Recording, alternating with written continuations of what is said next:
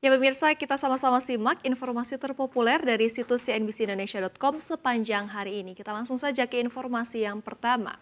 Perang dagang yang dilancarkan Presiden Amerika Serikat Donald Trump semakin memanas. Kendati belum masuk daftar hitam, Indonesia tetap terancam dari kebijakan Trump karena rata-rata tarif yang cukup jauh. Trump menuding selama ini tarif yang diberlakukan negara mitra dagang ke AS terlalu tinggi, sementara AS justru terlalu berbaik hati karena memberi tarif yang rendah. Jika melihat data dari WTO, ucapan Trump memang ada benarnya. Rata-rata tarif perdagangan tertimbang di Amerika Serikat sekitar 2,2%. Tarif rendah juga diberikan kepada Indonesia. Rata-rata tarif bea masuk yang diberlakukan Indonesia terhadap barang-barang AS sebesar 7,75%. Tarif tersebut lebih tinggi dibandingkan tarif AS kepada produk Indonesia yang hanya 2,19%. Produk asal AS yang dijual ke Indonesia dan dikenakan tarif tertinggi adalah produk minuman keras seperti vodka. Minuman keras lain seperti anggur juga dikenai tarif yang sangat tinggi yakni 150%. Tingginya bea masuk minuman keras di Indonesia bisa dipahami karena pemerintah terus berupaya mengendalikan konsumsi minuman beralkohol.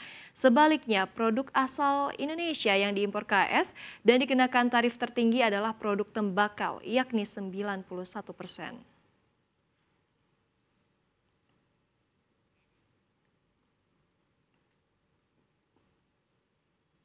Kita ke informasi yang berasal dari dalam negeri.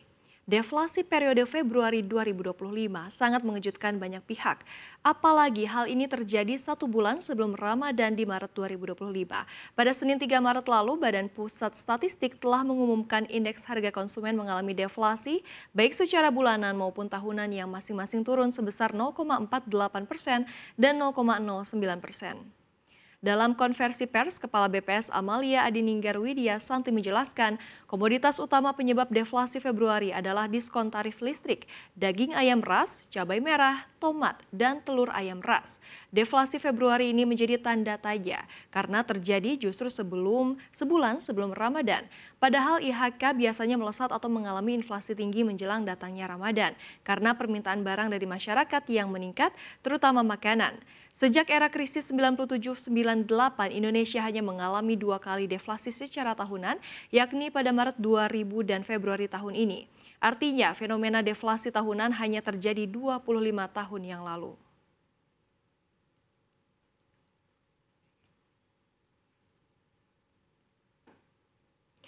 Dan informasi yang ketiga, pemirsa, langsung saja Shell mengumumkan bahwa Direktur Gas Terpadu dan Hulu, Zoe Yujnovic, akan mengundurkan diri pada akhir bulan ini setelah lebih dari 1 dekade bekerja di perusahaan minyak tersebut. Pengumuman ini disampaikan dalam pernyataan resmi Shell Global pada Selasa 4 Maret 2025. Sebagai bagian dari upaya untuk menyederhanakan struktur kepemimpinan, Shell telah menunjuk Cedric Kremers sebagai Presiden Gas Terpadu dan Peter Costello sebagai Presiden Hulu. Ini merupakan bagian dari strategi perusahaan untuk meningkatkan efisiensi. Sebagai upaya efisiensi, Shell meluncurkan tinjauan perusahaan secara menyeluruh pada 2023 yang bertujuan untuk mengurangi biaya sejalan dengan fokus pada aktivitas yang memberikan keuntungan tertinggi. Pada Desember lalu, perusahaan mengatakan kepada Reuters bahwa Shell Energy yang mencakup energi terbarukan, pembangkitan listrik, dan pasokan pelanggan akan dipisah menjadi unit pembangkitan listrik dan unit perdagangan yang terpisah. Selain itu, Shell juga berencana mengintegrasikan divisi teknis yang membentuk Direktorat Proyek dan Teknologi ke dalam lini bisnisnya mulai 1 April mendatang.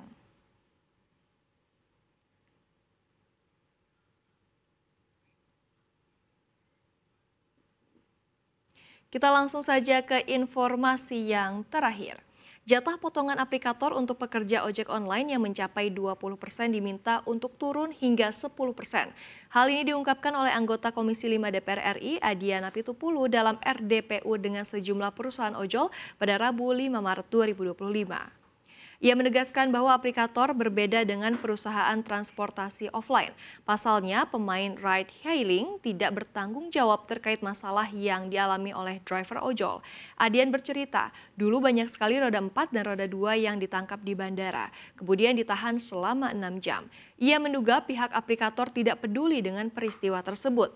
Hal ini berbeda dengan perusahaan transportasi offline, mereka akan mengurus supir mulai dari kendaraan yang digunakan hingga masalah yang dialami di lapangan.